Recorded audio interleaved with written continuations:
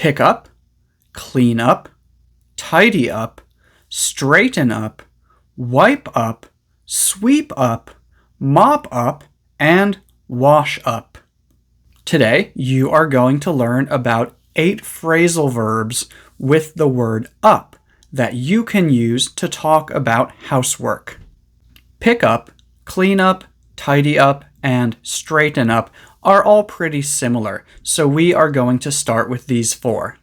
Pick up and clean up can be used for both rooms and objects, and they are not about cleaning or removing dirt. They are about moving things to make the room look nicer. If you have many things on your floor or on your desk, pick up your room or clean up your room mean take those things and put them in their correct locations so that the room looks nicer. If there are dirty socks on the floor, take those dirty socks and put them in the laundry basket. If there are books on your bed or on your desk, take those books and put them on the bookshelf. But maybe we don't care about the books. We only care about the socks. Instead of saying pick up your room or clean up your room, we could say pick up your socks or clean up your socks. Straighten up and tidy up have basically the same meaning as pick up or clean up. However, we usually only use tidy up and straighten up for whole rooms or whole areas, not for individual objects. We probably wouldn't say straighten up your socks or tidy up your socks. One other difference is that both clean up and tidy up can be used without an object after them. The other two cannot.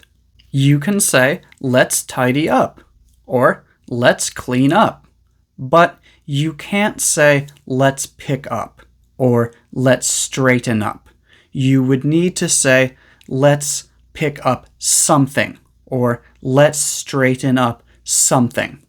Also, if you spill a food or liquid, you would use clean up. You would not use the other 3 in that situation. If you use a cloth, a paper towel, or a sponge to clean up something that you have spilled, then we can use the phrasal verb wipe up. Please wipe up the milk that you spilled on the table. If you use a broom to clean up something that is on the floor, for example, hair, dust, or leaves, you can use sweep up. And the past tense form of sweep is swept. So, yesterday I swept up some leaves that were by the door. If you use a mop to clean up a liquid that is on the floor, you can use mop up. There's water on the floor. Please be careful. I'm going to mop it up in one moment. Wash up means different things in British English and American English. In British English, wash up means to wash the dishes, but in American English, wash up means to wash your hands and or your face with soap and water. So an American person might say, I've been outside working all day. I'm going to wash up before dinner. And a British person might say, my sink is full of dirty dishes. I need to wash up. If all of these phrasal verbs seem a bit confusing right now, don't worry, they are confusing. Watch the video one more time, take some notes, practice writing some sentences with the phrasal verbs, look online for more examples with the phrasal verbs, and keep on listening to English every day. Don't stress too much about the differences between these phrasal verbs today.